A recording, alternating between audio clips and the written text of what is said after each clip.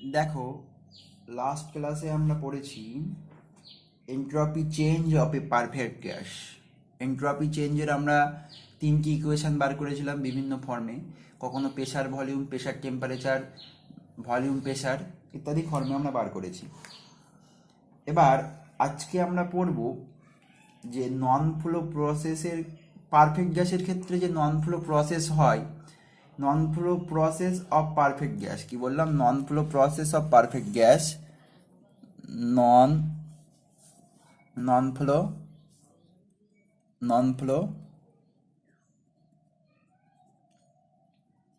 Process of perfect gas. দেখো, এখানে আমরা জেনারেলি কি করব, আমরা এই non flow process of perfect গ্যাসের ক্ষেত্রে অনেক রকম প্রসেস হতে পারে। যেমন আমরা পড়বো রিভার্সিবল কনস্ট্যান্ট ভলিউম প্রসেস। কি পড়বো? এক নম্বরে আমরা কি পড়বো? রিভার্সিবল, আমি পুরো লিখছি না, রিভার্সিবল কনস্ট্যান্ট ভলিউম প্রসেস, যাকে বলা হয় আইসোকোরিক প্রসেস। আইসোকোরিক প্রসেস, বুঝা গেল? কনস্ট্যান্ট ভলিউম হলে তখন তাকে বলবো আমরা আইসোকোরিক প্রসেস। তারপরে আমরা দু নম্বরে পড়ব রিভার্সিবল কনস্ট্যান্ট প্রেশার প্রসেস, যাকে বলা হয় আইসোবারিক প্রসেস, বোঝা গেল? তারপরে আমরা পড়ব কনস্ট্যান্ট টেম্পারেচার প্রসেস। তিন নম্বরে হলো রিভার্সিবল কনস্ট্যান্ট টেম্পারেচার প্রসেস, তাকে বলা হচ্ছে আইসোথার্মাল প্রসেস। তারপর আমরা যেটা পড়ব সেটা হলো রিভার্সিবল অ্যাডিয়াবেটিক প্রসেস। কি পড়ব? Reversible adiabatic. ধরো একটু, 4 নম্বরে পড়ব রিভার্সিবল অ্যাডিয়াবেটিক প্রসেস, তাকে বলা হচ্ছে isentropic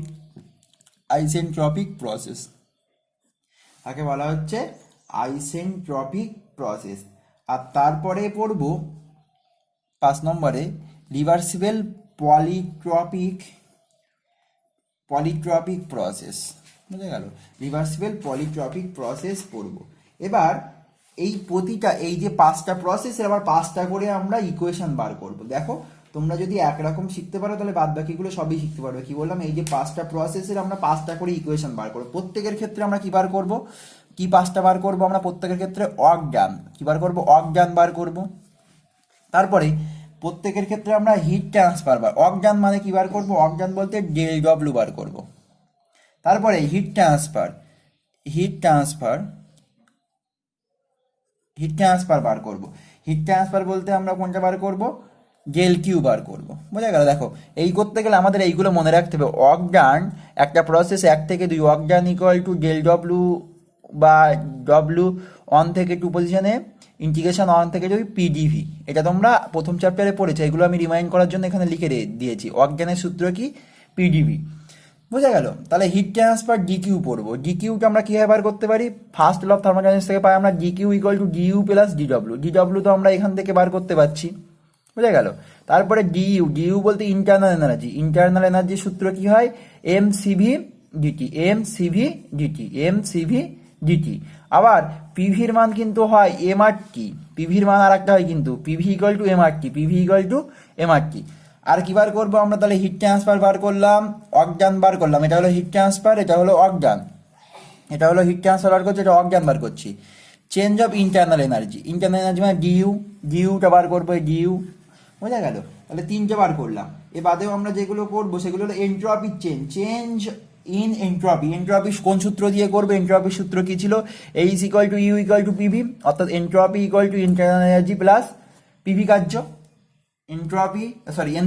enthalpy equal to internal energy plus PV কার্য। এখান থেকে আমরা এনথালপি চেঞ্জটা পড়বো, তারপর আমরা এন্ট্রপির চেঞ্জ পড়বো।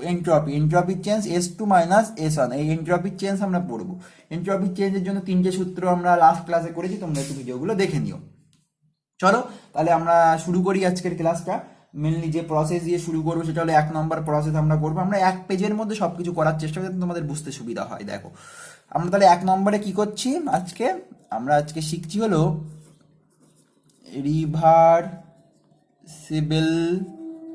Reversible constant volume process, reversible constant volume process, যাকে আমরা বলা হচ্ছে আইসোকোরিক প্রসেস।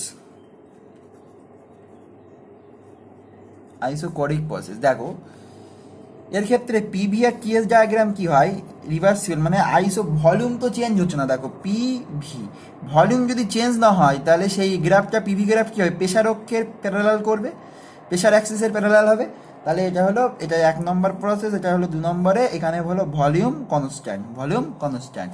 আর টিএস ডায়াগ্রামটা কি হবে দেখো, টিএস ডায়াগ্রাম হবে, টিএস ডায়াগ্রাম তোমাদের এইরকম হবে, 1 থেকে 2, 1 থেকে 2, এরকমভাবে প্রসেসগুলো দেখাতে হবে, 1 থেকে 2 এর দিকে যাচ্ছে, এটা হলো টি, এটা হলো এস, টিএক্স টিএস ডায়াগ্রাম। ছাড়ো, এবার দেখি আমরা we know that from the perfect gas, perfect গ্যাসটা আমরা সূত্র কি জানতাম, একটা সূত্র দেখো আমরা জানতাম, P1 V1 ক্লাস 10এও পড়েছি, by T1 equal to P2 V2 by T2, P2 V2 by T2, এটা আমরা শিখেছি।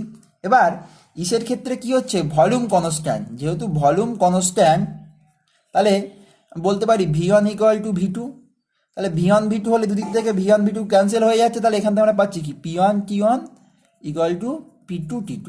এটা আমাদের আইসোকোরিক প্রসেসের ক্ষেত্রে এই ইকুয়েশনটা হয় একটা। চলো এবার আমরা প্রথমে 1 নম্বরে কি বার করবো, অজ্ঞান, আমি পুরো লিখছি না, দেখো অজ্ঞান, WD অজ্ঞান আমরা বার করব। দেখো অজ্ঞানের সূত্র কি ছিল, del W equal to PdV, ভালো করে বুঝতে হবে, del W equal to PdV হলো অজ্ঞানের সূত্র। এবার আমাদের প্রসেসটা কি হচ্ছে, 1 থেকে 2 এ যাচ্ছে, ডেল ডব্লিউ ইকুয়াল টু 1 থেকে 2 এ PdV। ওকে, চলো তাহলে ডব্লিউ এখান থেকে কি হচ্ছে, 1 থেকে 2 এ যাচ্ছে, আর আমাদের প্রেশার তো কনস্ট্যান্ট, তাহলে প্রেশারকে প্রেশার তো মানে ভলিউম তো তোমার চেঞ্জ হচ্ছে, 1 থেকে 2 এ যাচ্ছে, হ্যাঁ দেখো তাহলে আমাদের ভলিউম কি হচ্ছে, 2 থেকে প্রেশার, আমাদের আইসোকোরিক প্রসেস, আইসোকোরিক দেখো পি 1 থেকে 2 ডিভি। এবার আমি এই পাশটা করছি, ভলিউমের চেঞ্জ কি হচ্ছে, ভলিউমের চেঞ্জ V2 থেকে V1 বা V2 থেকে V1, কিন্তু V1 আর V2 তো সমান, V1 আর V2 তো সমান, সাপোজ এটা 5 এটা 5, তাহলে এখান থেকে এটা বিয়োগ করলে কি হয়ে যাচ্ছে, 0 হয়ে যাচ্ছে, বা এটা 10 হলে এটাও 10, যেহেতু সমান, তাহলে এখান থেকে বিয়োগ করলে 0 হয়ে যায়, তাই বললে আমরা অজ্ঞান এখান থেকে পির সাথে 0 গুণ করলে 0 পেয়ে যাচ্ছি, অজ্ঞান পুরো 0 হয়ে যাচ্ছে, আমাদের এখানে অজ্ঞান 0 হয়ে যাচ্ছে। তাহলে সেগুলো কিন্তু এমসিকিউতে থাকতে পারে, প্রমাণ করতে দিতে পারে যে রিভার্সিবল কনস্ট্যান্ট ভলিউম প্রসেসের ক্ষেত্রে বা আইসোকোরিক প্রসেসের ক্ষেত্রে আমাদের অজ্ঞান কি হয়, অজ্ঞান 0 হয়, কোনো অজ্ঞান হয় না এর ক্ষেত্রে। এবার দেখবো আমরা 2 নম্বরে হিট ট্রান্সফার, কি দেখবো, এইচটি, আমি পুরো লিখছি না, হিট ট্রান্সফার। হিট ট্রান্সফার কি হচ্ছে দেখবো, দেখো হিট ট্রান্সফারের সূত্র করতে গেলে আমরা ফার্স্ট ল কি জানি, DQ equal to DU plus DW. এবার দেখো এখানে ডিকিউ রেখে দিলাম, আমার তো হিট ট্রান্সফার বার করতে হবে, দেখো কিউ তাহলে পরিবর্তন 1 থেকে 2 তে হচ্ছে, আর এখানে ইউ এর পরিবর্তন কি হচ্ছে, U2 মাইনাস U1, আর অজ্ঞান তো আমরা বার করেছি W 1 থেকে 2। দেখো ইউ কি হচ্ছে,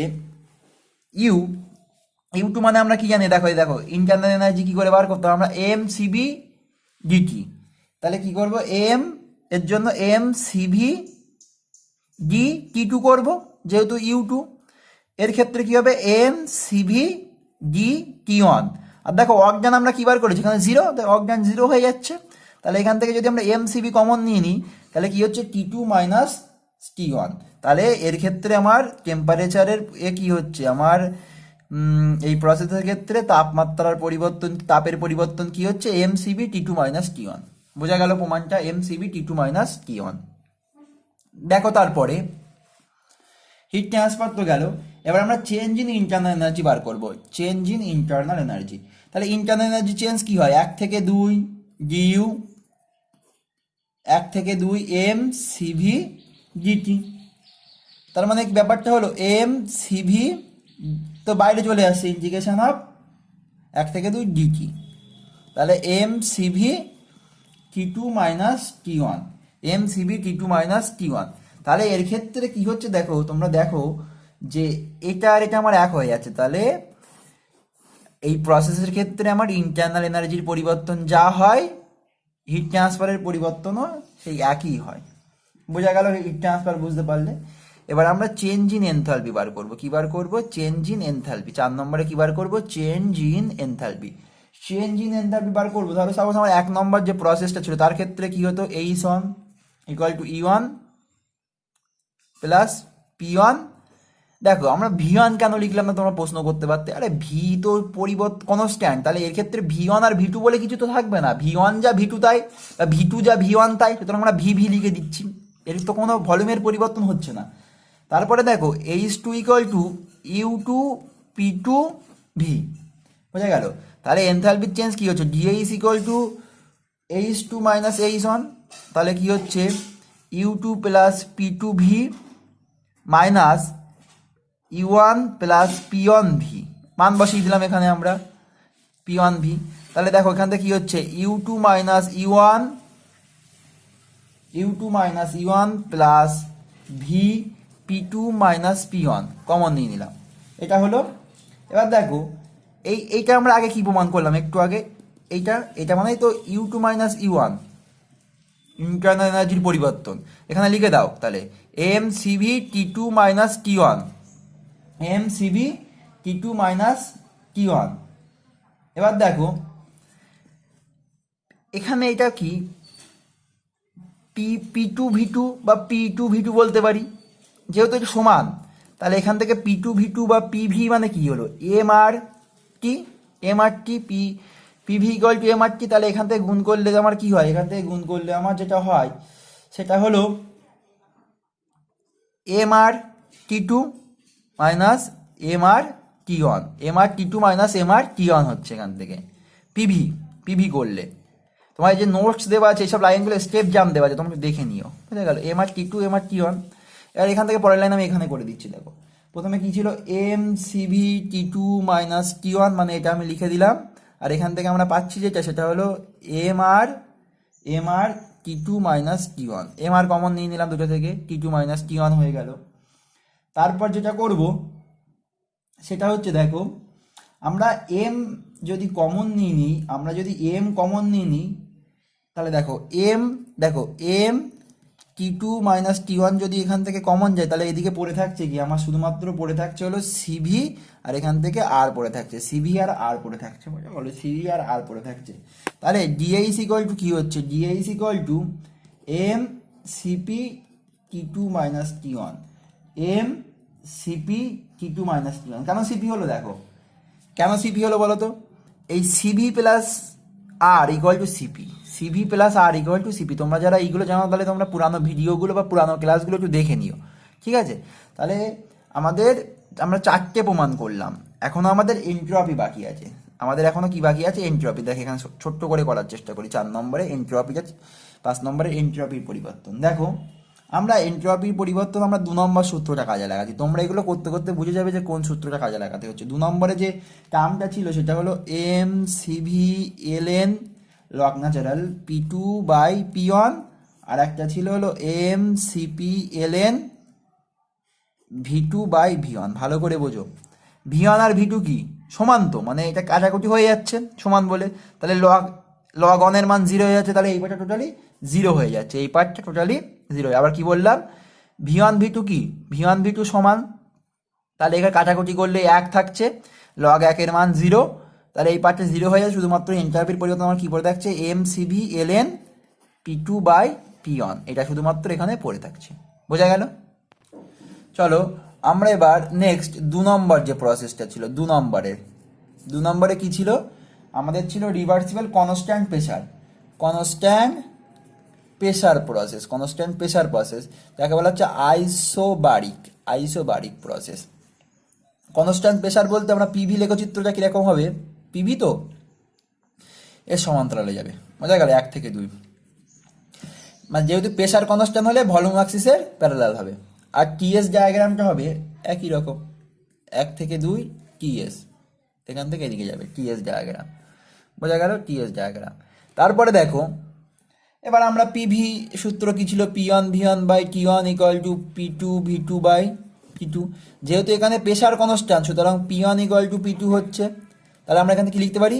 V1 by T1 equal to V2 by T2, V1 by T1 equal to V2 by T2 লিখে দিচ্ছি।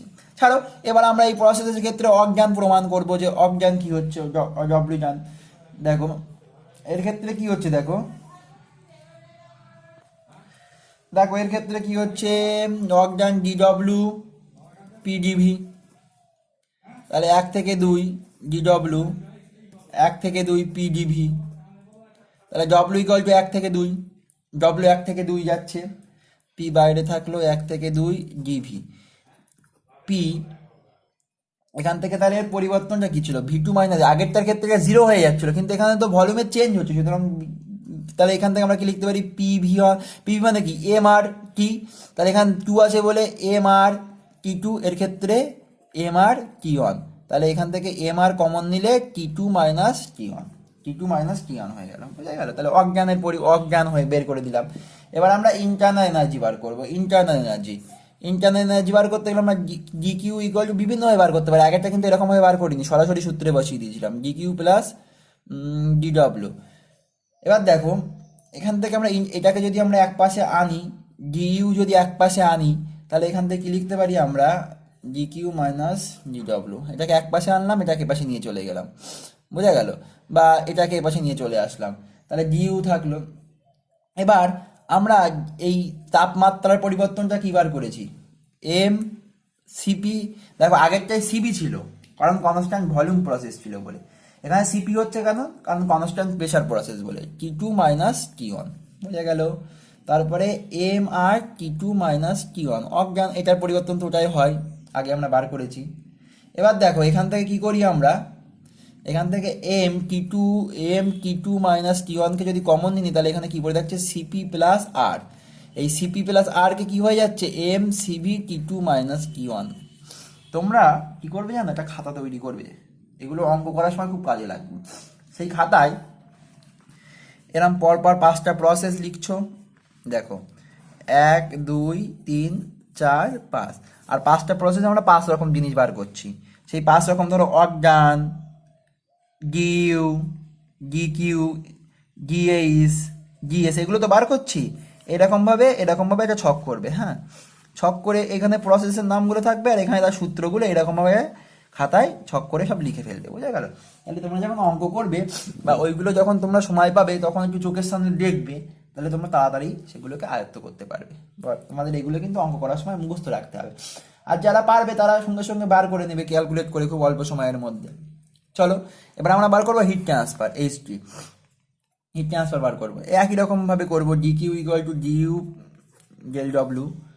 এখান থেকে তাহলে হিটের পরিবর্তন কি হচ্ছে, 1 থেকে 2, এখান থেকে আমরা কি বার করলাম, ডিইউ কি, ডিইউ হলো M CB T two minus T one, আর ডিডব্লিউটা কি হয়, ডিডব্লিউ হয় হলো M R T two minus T one.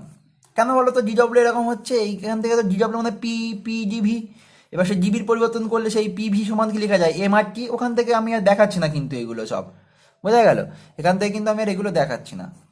দেখো তারপরে কি হচ্ছে, এখান থেকে আমরা আবার সেম ভাবে কি করতে পারি, M T two minus T ওয়ানকে কমন নিলে পড়ে থাকছে এ এস সিভি প্লাস আর, তাহলে এখান থেকে যাচ্ছে M CP T two minus T one. দেখো আগেরটাই কিন্তু সিবি ছিল, এটা কিন্তু সিপি, তোমরা কিন্তু খুব নিখুঁতভাবে ক্যালকুলেশনগুলো করবে। চলো 4 নম্বরে এনট্রপির পরিবর্তনটা কি হচ্ছে দেখা যাক। Entropy, H equal to U plus PV, H equal to U plus PV, তাহলে H one equal to E one plus P one PV one, যেহেতু প্রেশার কনস্ট্যান্ট বলে আমি প্রেশারটাকে আর লিখছি না, পিভি ওয়ান, আর H two equal to U two plus PV two, U two plus PV two. তারপরে জিএইচ সমান কি হচ্ছে, GH equal to H two minus H one, তাহলে এখান থেকে লিখতে পারি U two minus U one, একবার সরাসরি লিখে দিচ্ছি, plus P V two minus V one. এইটা পরিবর্তনকে কি লেখা যায়, এনট্রপির ইন্টারনাল এনার্জির পরিবর্তনকে কি লিখতে পারি আমরা, M CV T two minus T one, আর এটাকে কি লিখতে পারি, এটা তো অজ্ঞানের পরিবর্তন, M R T two minus T one, তাই তো। তাহলে এখান থেকে M T two minus T one যদি কমন নেওয়া হয় তাহলে লিখতে পারি সিবি প্লাস আর, এই সিবি প্লাস আর থেকে কি চলে আসছে, M CP T two minus T one, বোঝা গেল, M CB T two minus T one. দেখো সবগুলোই প্রায় একই রকম, তার মানে কি হলো, এর ক্ষেত্রে হিট ট্রান্সফার আর এনথালপিটা কিন্তু একই আসলো, হিট ট্রান্সফার, দেখো হিট ট্রান্সফার আর এনথালপি কিন্তু একই আসলো। চলো লাস্ট, এটা চেঞ্জ ইন এন্ট্রপি, এন্ট্রপিটা কি হচ্ছে S2 মাইনাস S1, তাই তো S2 মাইনাস S1। এর ক্ষেত্রে কি হলো, আমরা এখান থেকে সূত্র কি নিচ্ছি, MCV P2/P1 plus MCP V2/V1, যেহেতু প্রেশার কনস্ট্যান্ট মানে P1 ইকুয়াল টু P2, মানে এই পার্টটা এক হয়ে যাচ্ছে, এক হয়ে গেলে এই পার্টটা টোটালে জিরো হয়ে যাচ্ছে, তাহলে S2 minus S1 equal to MCP V2/V1, এটা বলে থাকলো। ঠিক আছে, তোমরা দেখো, যদি অসুবিধা হয় এই ক্লাস বুঝতে তাহলে আমাকে ফোন করো, আমরা নেক্সট ক্লাসে পরেরগুলো করবো।